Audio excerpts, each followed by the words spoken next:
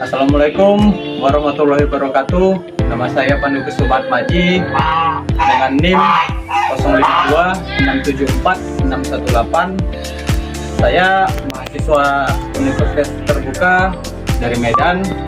Ya, kali ini saya akan melakukan praktik tugas unit 1 dengan mata kuliah pembangunan masyarakat desa dan kota bersama narasumber kita Bapak Subakti.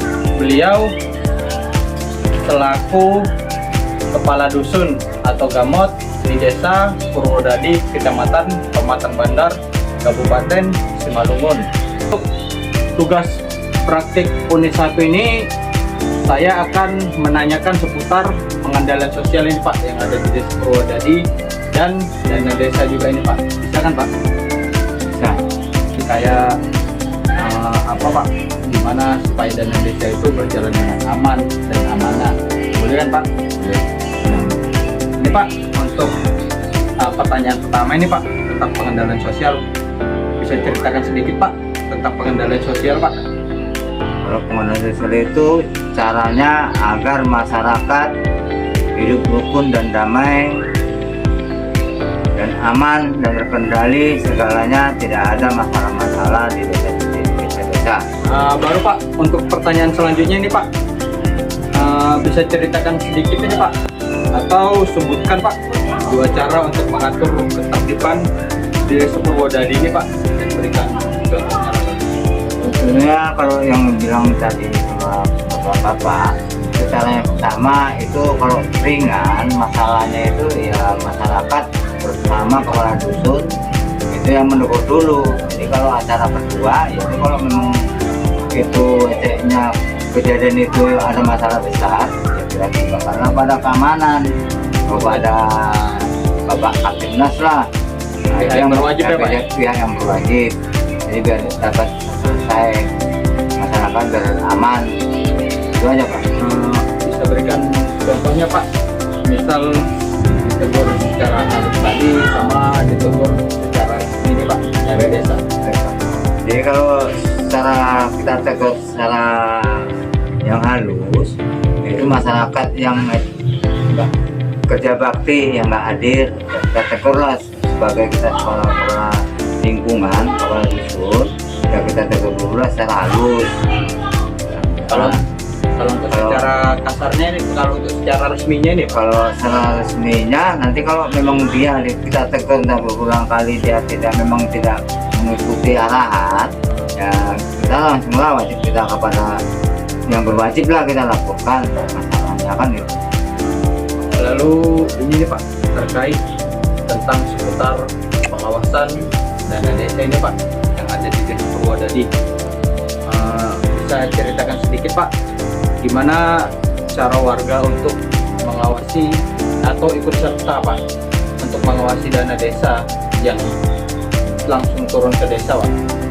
Kalau pengawasan itu, cara pengawasan itu ya kita musyawarah dulu lah kepada masyarakat. Musyawarah dusun ya Pak ya. Setelah itu barulah kita musrembang lah kepada jajaran pemerintahan, macam BPD, Sana, ya Pak. Baru terrealisasi, barulah itu kita bikin papan nama. Papan informasi agar masyarakat itu dana yang sudah disalurkan bisa terus biar nampak jelas, tidak ada di monopoli dan diselewengkan lah kan gitu. Jadi biar masyarakat semua itu tahu bahwa dana desa itu betul-betul amanah dibangunkan di desa masing-masing. Itu aja ya Pak. Ini Pak, kira-kira Pak ada kendala nggak Pak saat warga ikut meninjau dana desa yang sudah terrealisasi dan dibuat oleh pemerintah desa Pak? Kalau misalnya ada kendala, boleh coba sebutkan solusinya Pak. Kalau kendalanya tetap ada kendalanya. Masalah kendalanya itu masyarakat itu yang sudah tua, yang biasanya nggak bisa baca di papan, bacaan itu ya nggak jelas. Jadi Jadi kalau masalah seperti bingung gitu ya. jadi kalau masalah solusinya tadi itulah macam kami lah kepala dusun bergabung sama masyarakat sama orang tua-tua tadi menjelaskanlah kepada masyarakat agar dia tahu informasi dana desa kemana lah tujuan arahnya. Itu aja Pak yang bisa saya. Kalau ini Pak, biasanya kan terkait dengan ada nih kan Pak, kadang untuk kenakalan remaja Pak. Bisa diceritakan Pak antara kenakalan remaja, kalau ada kenakalan remaja ditegur oleh keluarga sama ditegur oleh pihak yang berwajib, misal kepolisian ini Pak. Ya kalau masalah kenakalan remaja itu memang untuk bedanya Pak. Kalau bedanya yaitu kan kalau masalah yang ringan-ringan itu ya masyarakat bersama kepala dusun atau kepala dusun lah yang menegur masyarakat. Tapi kalau udah terkait dia tidak bisa kita tegur lagi, misalnya udah melanggar hukum, barulah kita limpahkan ke pihak yang berwajib. Misal ada melakukan kriminal gitu ya, kriminal, itu diserahkan pada yang berwajib lah Pak.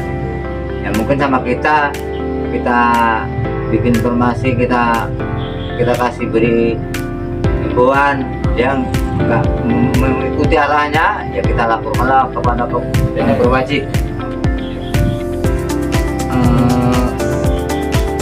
Lalu Pak, ini Pak, kenapa sih Pak warga harus ikut ngawasin pembangunan dana desa Pak? Ya, kalau betulnya agar dana itu tersalur dengan baik, tidak disalahgunakan ya kepada yang menyeleweng lah, biar terlaksana dengan baik. Ada pembangunan, ada ketapang, agar berjalan dengan sungguhlah dilaksanakan pada pemerintahan. Baru Pak, ini Pak untuk pertanyaan terakhir, ada nggak Pak contoh transparansi yang dilakukan oleh desa terkait dengan turunnya dana desa Pak, agar bisa istilahnya transparan lah dana itu Pak, tidak menyeleweng atau tidak disalahgunakan itu Pak. Ya kalau memang sudah ada modus kembang, sudah terlaksana lah segala pembangunan, segala ketapang, itu kan nanti kan diawasi dengan BPD, itu tercantum lah di papan informasi itu, data-data di situ lengkap lah itu. Jadi supaya tahulah masyarakat itu tadi kemana itu dana tadi turun ya Pak. Mungkin itu saja Pak. Terima kasih atas kontribusinya Pak terkait dengan pelaksanaan praktik tugas unit 1 saya dalam pembangunan masyarakat desa dan kota Pak. Sebelumnya saya ucapkan terima kasih banyak Pak kepada Bapak karena sudah bisa menjadi narasumber Pak, karena Bapak kan selaku kepala dusun Pak di Desa Purwodadi Pak sudah meluangkan waktu Pak supaya kita bisa melakukan praktik tugas unit 1 yang saya buat Pak. Oke Pak, terima kasih ya Pak ya. sama. Oke, cukup sekian praktik tugas unit 1 saya. Bila ada kesalahan atau ucapan yang salah atau kurang berkenan dalam praktik tugas unit 1 saya ini, saya mohon maaf yang sebesar-besarnya. Assalamualaikum warahmatullahi wabarakatuh.